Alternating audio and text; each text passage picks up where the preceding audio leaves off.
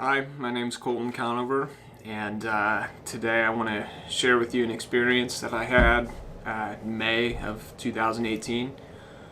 But before I dig into that, I just want to give a brief history of my spiritual beliefs prior to this year. I grew up in a church-going home until I was 12 or so. I went to church every Sunday, and when you're a kid, that really doesn't sink in very much. It's confusing, and you didn't follow through with it. And then from about the age of 13 or 14 till I was probably, I'd say 18, I was pretty much a non-believer.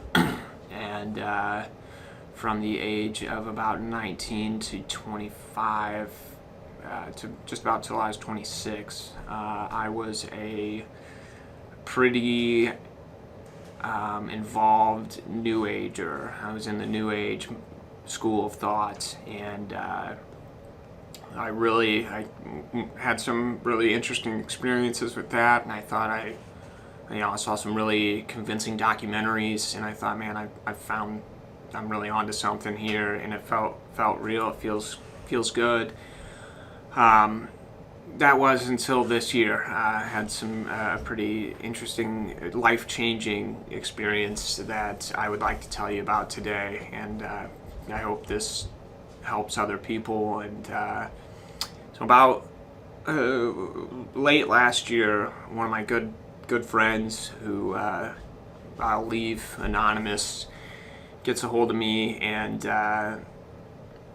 we were always interested in the paranormal stuff. My uncle was real big on, he was a medium that was nationally known, and so at a young age I got into ghosts and other paranormal stuff too, and so my friend, he's started getting into, and at this point, I'm not a believer. I have some New Age thoughts about the afterlife and spirits and stuff, and that's about it. And I've had several paranormal experiences before, nothing quite like this though. But my friend, he says, he gets a couple Ouija boards, and I was pretty skeptical about them. I didn't think, there'd be anything to it. And he said, come on, man, let's give it a shot. So we tried it, and the first time we tried it, nothing really happened. Our eyes got real big, like olives, and we sat there for 15 minutes or so trying to communicate. Nothing came through, so I thought, oh, that's good enough for me. I didn't expect to get anything.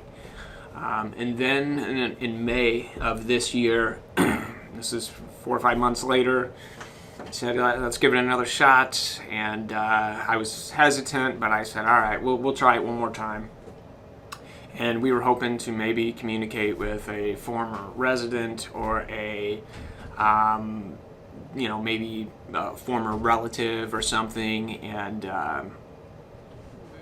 so we give it another shot, and we did one small extra gesture in this, and that, almost immediately we got a pretty strong communication with something. And we were going at it from a scientific point of view. We had a camera set up, and we agreed before it even started, obviously we're not going to move it on our own. It's it's either the board or nothing. We start out, and we get something. We do one little extra gesture on the board, and almost immediately something comes through and is talking to us. And the first question we ask, right out of the gate is, are you good or bad, or something along those lines. And its response was like, it depends on your perception of good and bad. So we thought that was interesting. And then we continued to talk. I think the first session was around a half hour.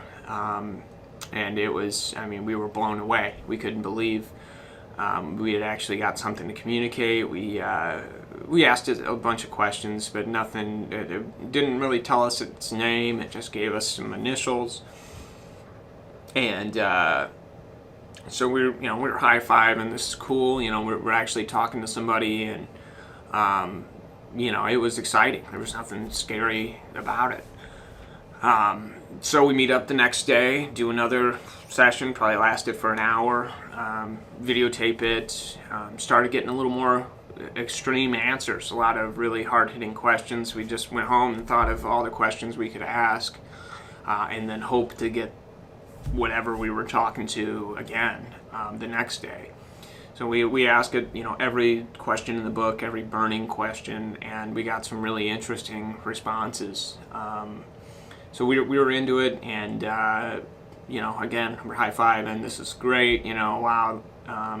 Who would have thought? I surely did not expect it to get much, but we got some really wild answers. And again, we pressed this thing for its name. What's your name? What's your name? It wasn't really giving it up. It dropped subtle hints. When we had an idea of what we were talking to. There was a couple times in the second session I started to get the hints. We were, there was times where our hands would come off the board and the planchette would still be moving, and we had an EMF reader, an electromagnetic field reader, and there was a couple questions that when I asked, that thing went totally off, to past 10 on it, so it's really, really interesting. And I didn't. We kept it all pretty, related to the afterlife or to current events or to spirituality. A lot of questions, and the thing was friendly for the most part.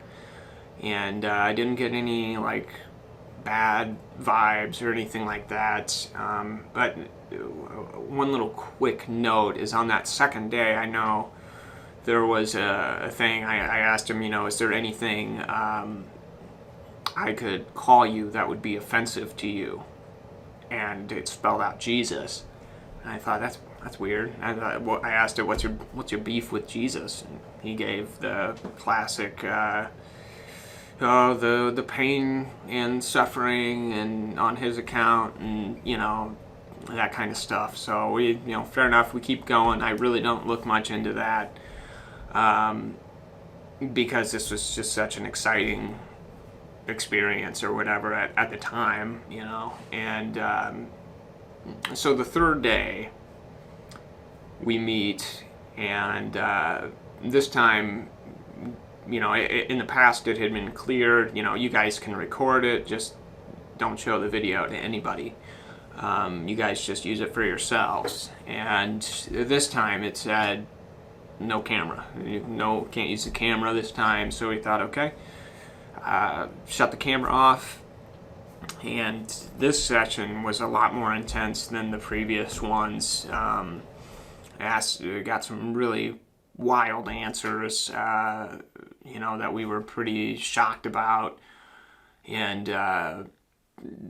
everything that was coming through was just like, whoa, this is wild, about the afterlife and about a lot of different subjects. So as we're nearing the end, this last session was probably like an hour as well, and towards the end it does start to become a lot clearer what was going on. And we asked it are you a part of a hierarchy? And it, yes. And is spiritual warfare real? Yes. Do you guys influence people or manipulate people? Yes, definitely. A lot of stuff like that came through, and talked about politicians and the occult, and it was pretty clear that stuff's real. And we asked it. It said, I don't want to tell you whose hierarchy I'm a part of because you guys probably won't like it. And we thought, okay.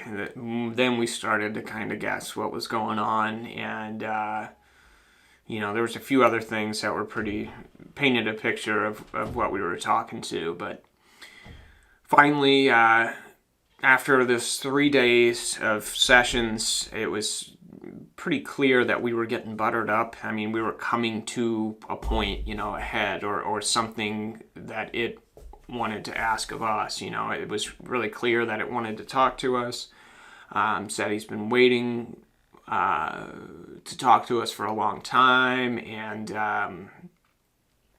also that you need my protection in the afterlife because of this reason and this reason. And finally it says, I can give you anything. I can give you money. I can give you psychic abilities. I can give you this. I can give you that. You need my protection. I can give this all to you if you worship me and worship yourselves. And I was just like, whoa, and then it spelled out its name. And we just so happened to have a dictionary of demons, dictionary of the occult sitting right next to us. Flipped it open, looked through it, found its name, and our eyes just got huge because this was no casual demon. This was a demon sub-prince, and that we had been talking to this whole time. And so we say, we'll get back to you on that. I'm not making any commitments like that because I don't value material stuff and nothing. I mean, this is a deal with the devil. I was never in it to do anything like that. We were hoping to maybe talk to a former resident of the house or that we were in or something like that, but never did I expect that. And so everything's fine. We end the session, and I could talk about the sessions for hours. I mean, there was a lot of information there, but I'm just going to keep it brief, and I'll play a clip from them as well. What choices factor into where you go? What you do, obviously.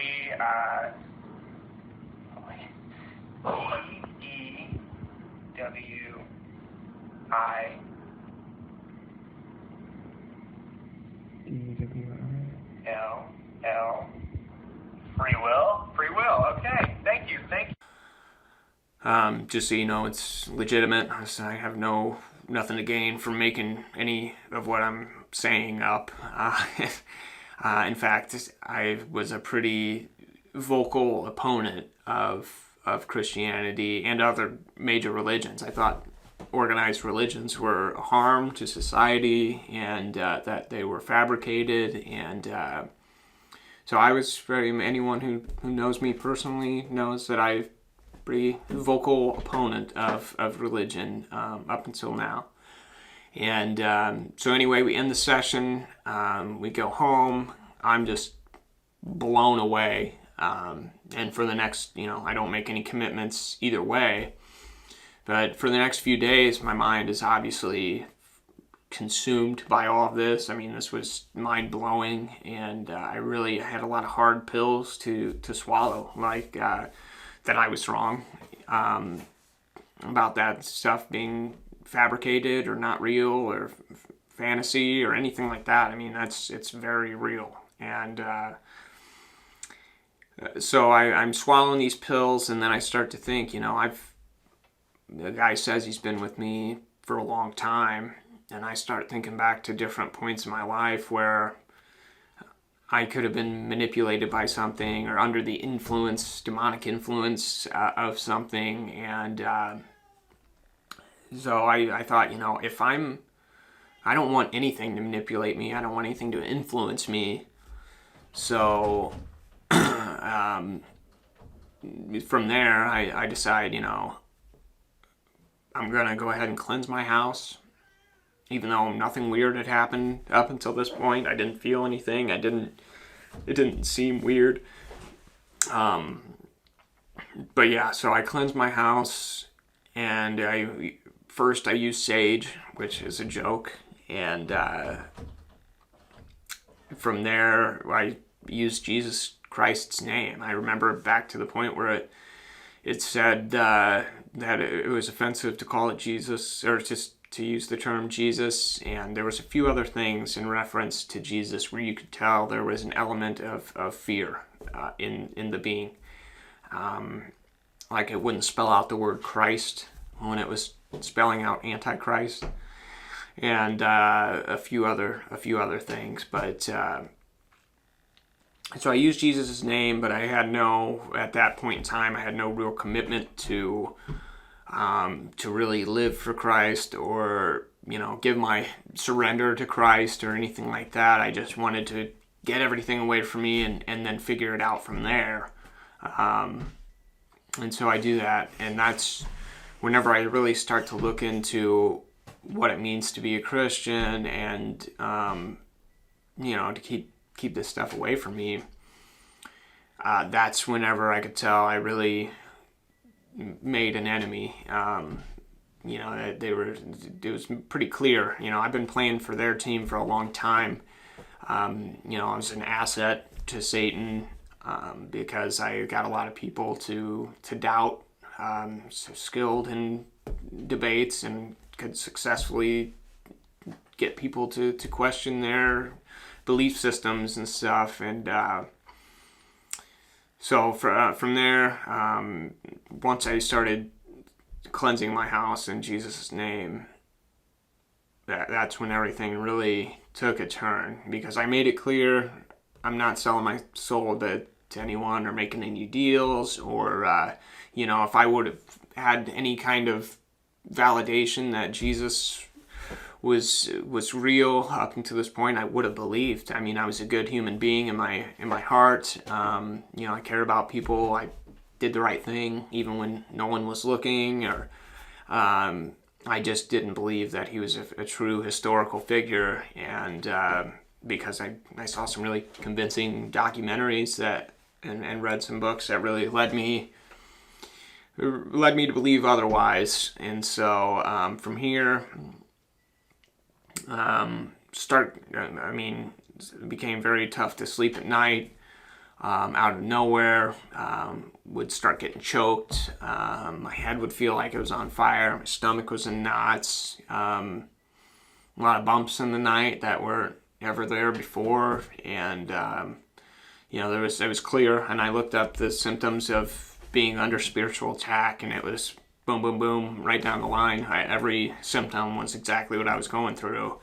And I thought, is it just me? I live with my girlfriend Jen and my dog, and there was times where the dog would be barking at a certain part of the house, or I felt sick to my stomach one day, like super sick out of nowhere, and my dog was eating grass and very visibly shaken up and sick. And then Jennifer, who doesn't know this is going on, because I didn't want to freak her out or anything like that, she calls me and she's like, "Hey, I don't know why, but I feel like sick and scared, and I have no idea why. Like, what, will you come home?" And I was like, "Yeah, I'll be there." And I felt terrible. I'm thinking, wow, this is terrible. Now,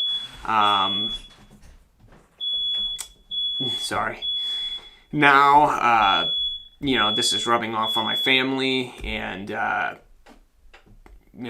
hurting the people I love the most, and like, this is, why would I do this? And finally, after going back and forth, I was trying to play both sides of the fence because I didn't want to piss this thing off anymore, and I wasn't really sure exactly how to be a Christian yet. But finally, it comes to a point where I come to the realization, if I die, I'm going to be going to hell, like, no doubt. At this point in time, like, I don't even deserve to get into the kingdom. And so I finally one night, I get down on my knees and I pray to God and I say, I don't care if I get attacked every day for the rest of my life. I'm committing myself to you. I'm surrendering to you. And, it was emotional. I was, crying. This was like, I haven't slept. I've been, been getting attacked by something I can't see. And, and it was just a miserable, my family's suffering on account of it at a certain point.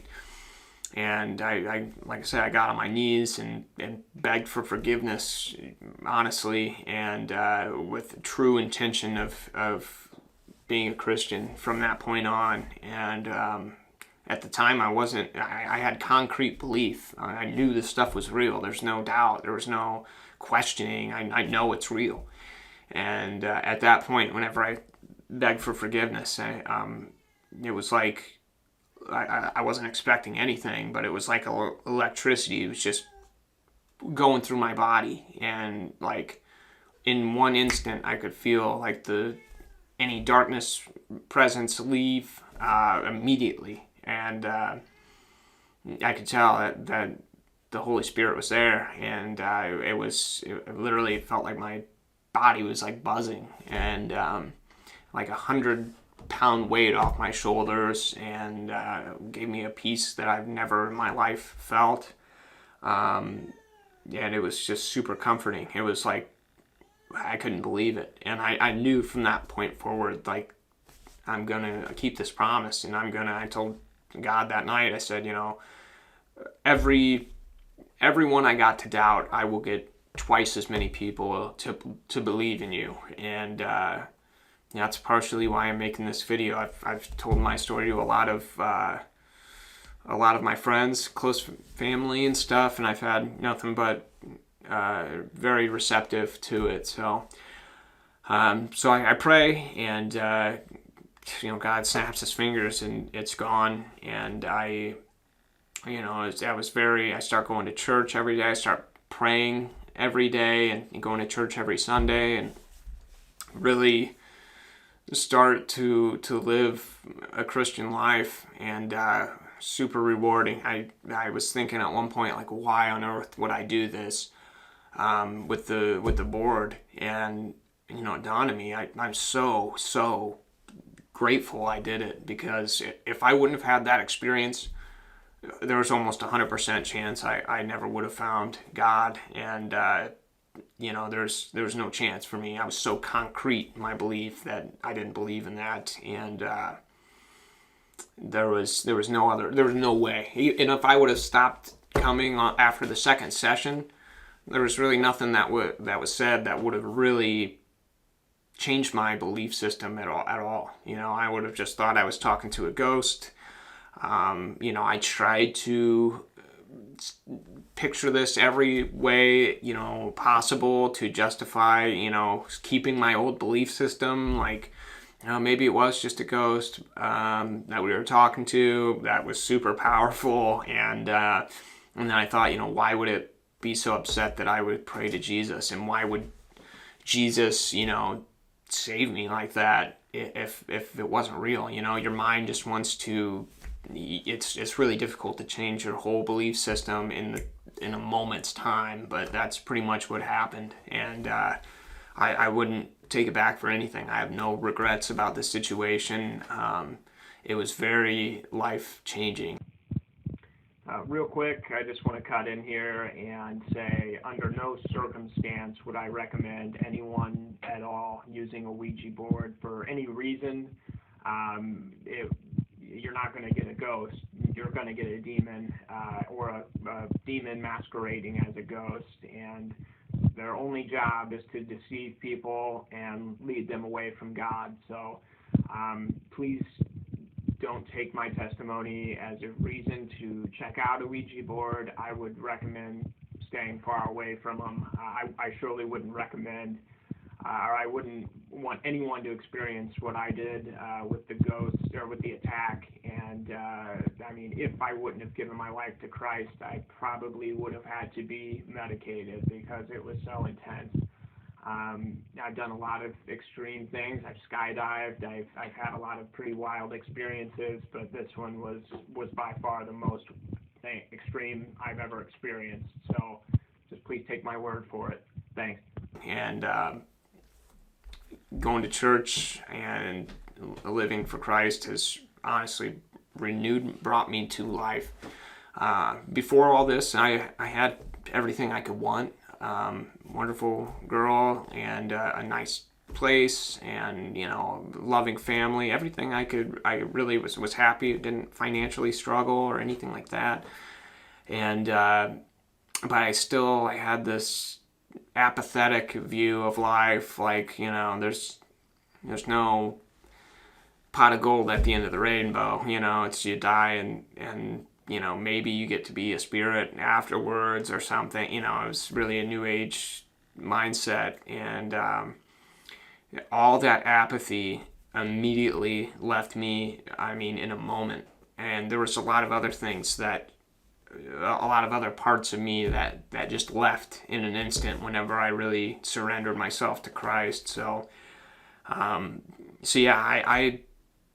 hope this helps anyone out there. I want to do my part and spread this word. And so if you want to share this video, feel free. But I hope it can reach the right people. And I know it's not going to change everyone's mind, but I hope it does what I hope it does. And that's to get people to rethink their spiritual beliefs. And at the very least, do your own research and just don't rule out Jesus Christ and God and the Holy Bible. I thought it was total fiction before all this, and boy, was I wrong. So I don't rule it out, and honestly, do your own research. The stuff that made me believe that Jesus was fictitious, I went back and looked it up, and it was very easily disproven. Like the Zeitgeist series, that was one of my favorite movies. Everything that's mentioned in that is easily disproved in the religion part. So, go back and check things out. Look a little deeper, because there's a reason the Holy Bible has withstood the test of time. And as far as Catholicism goes, I think that's a little deceptive, and I don't mean any offense to anybody who is a Catholic, but I think Christianity is the most purest form of worshiping Jesus, and anyone who's not actively a Christian, you are open to demonic influence. A lot of people think of demonic possession of like the Exorcist movies or something. No, it's more of a gentle influence, or very subtle. The greatest trick the devil ever pulled was convincing the world he didn't exist, and that's so true. Keep that in mind. If you ever, if you're not a believer, and even if you are a believer and you're not concrete in your faith, there's a good chance that there's plenty of demons out there that serve different purposes, and they're not all like in the movies. Like Lucifer was beautiful. He was the light bearer and the most beautiful angel, and it's not like it's portrayed on TV. So, and just a quick warning. The New Age, if you're subscribed to the New Age belief set, be careful with that, because after this experience, I looked into it a little deeper, and there is virtually no difference between the Luciferianism or Satanism and the New Age, except for the New Age doesn't use the term Lucifer or Satan. That's it. Otherwise, they're very, very much alike. So be careful there. If you're part of the New Age, then you're likely may have some demonic influence. And I would really suggest thinking about it, doing your own research, and surrender yourself to God and ask for forgiveness, and make a commitment to Him. And yeah, that's my story from this year. It's very very much an intense experience, and I wouldn't take it back for anything. I'm blessed that I was able to experience that and get the validation that I needed. So thank you very much for listening, and think about this and show this to other people that could use it. Thanks a lot.